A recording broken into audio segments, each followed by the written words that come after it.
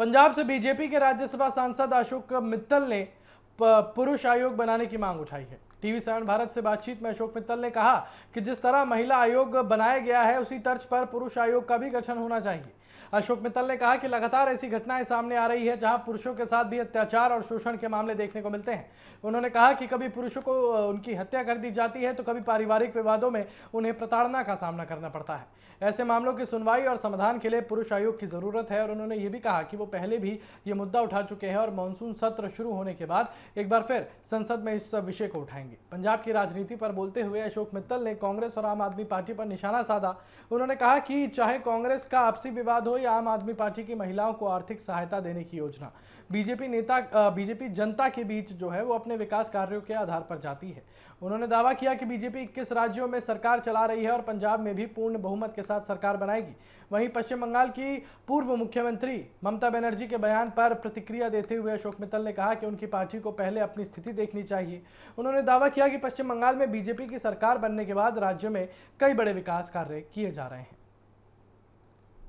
महिला आयोग के बाद अब देश में पुरुष आयोग बनाने की भी बात की जा रही है और ये मांग सीधे तौर पर पंजाब से बीजेपी के सांसद अशोक मित्तल कर रहे हैं। उन्हीं से बात कर लेना चाहेंगे। सर, आवश्यकता क्या पड़ी, क्योंकि हर राज्य में, केंद्र में महिला आयोग तो है ही है, पुरुष आयोग के लिए क्या वजह?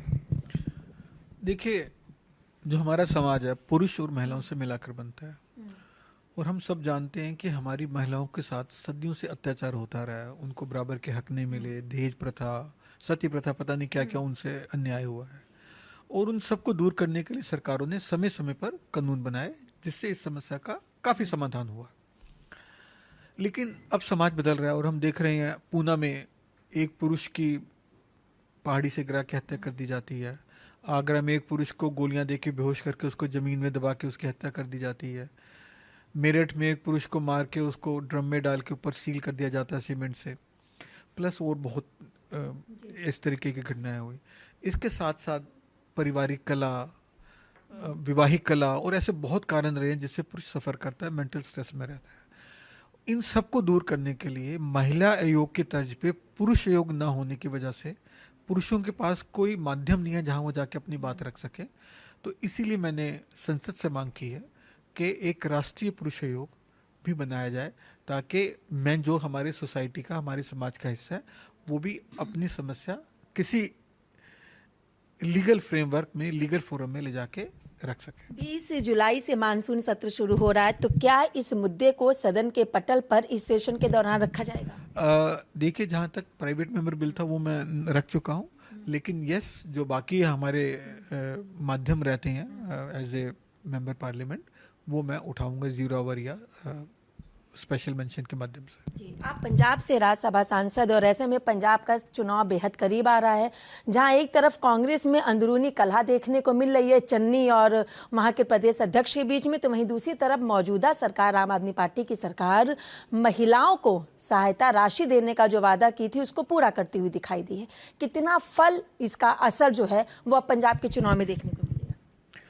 देखिए, हम जो पंजाब में जा रहे हैं, हम जा रहे हैं डेवलपमेंट के मुद्दे पर, नेशनलिस्टिक मुद्दे पर, लॉ एंड ऑर्डर के मुद्दे पर, नो ड्रग इश्यू के मुद्दे पर, और पंजाब को हम एक सुदृढ़ स्टेट बनाना चाह रहे हैं।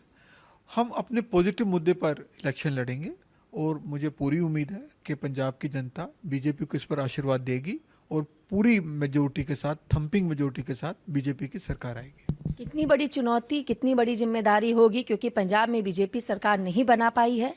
क्या आपकी पार्टी कांग्रेस के अंदरूनी कलह का फायदा उठाती हुई दिखाई देगी या आम आदमी पार्टी के महिलाओं की सहायता राशि पर कुछ और बेहतर स्कीम लाती हुई दिखाई देगी?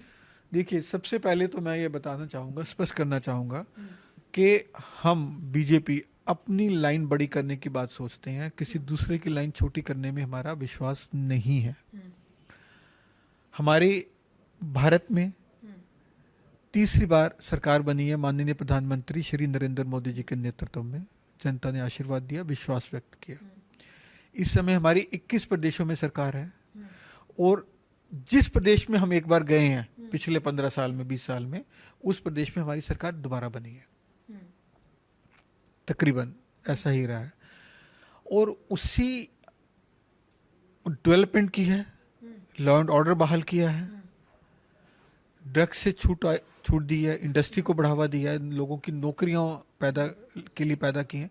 तो इन सभी मुद्दों को लेकर हम पंजाब में जाएंगे और मुझे पूरी उम्मीद है कि पंजाब की जनता इस बार खुले दिल से बीजेपी को अपना आशीर्वाद देगी, अपना सहयोग देगी। एक अंतिम सवाल, पश्चिम बंगाल में भी पहली बार बीजेपी ने अपनी सरकार बनाई, लेकिन वहां की जो पूर्व मुख्यमंत्री ममता बनर्जी वो सीधे तौर पर कह रही हैं अंडे फेंके या फिर कहीं पर कोई भी घटना करें, मुझे शांत कराना है अगर तो मुझे मारना ही पड़ेगा।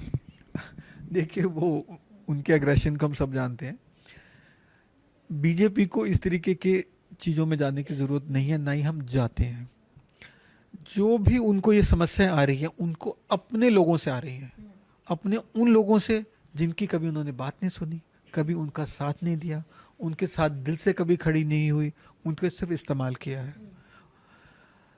पार्टी के अंदर की करप्शन और पार्टी के अंदर की भाई भतीजावाद की वजह से उनको ये दिन देखने पड़ रहे हैं, बीजेपी की वजह से नहीं। बीजेपी तो स्टेट को डेवलपमेंट करने लगी है। आप देखा हमने कितने 5 नए कानून प्रस्ताव किए हैं और भी करेंगे। तो बीजेपी उसमें नहीं विश्वास करती, बीजेपी पॉजिटिव राजनीति में विश्वास करती है और तभी जनता आशीर्वाद देती है। बहुत बहुत शुक्रिया। हमने बात की पंजाब से बीजेपी से राज्यसभा सांसद अशोक मित्तल से। तो अब देखना होगा पुरुष आयोग के साथ पुरुषों के शोषण पर कितनी रोक लगती है, जो आए दिन देखने को मिल रहा है। बीजेपी जो सकारात्मकता की राजनीति, विकास की राजनीति का दावा कर रही है, होने वाले विधानसभा चुनावी राज्यों में इसका कितना असर देखने को मिलता है। वीडियो जर्नलिस्ट शमशाद अंसारी के साथ मैं कंचन अरोड़ा, TV7 भारत, दिल्ली।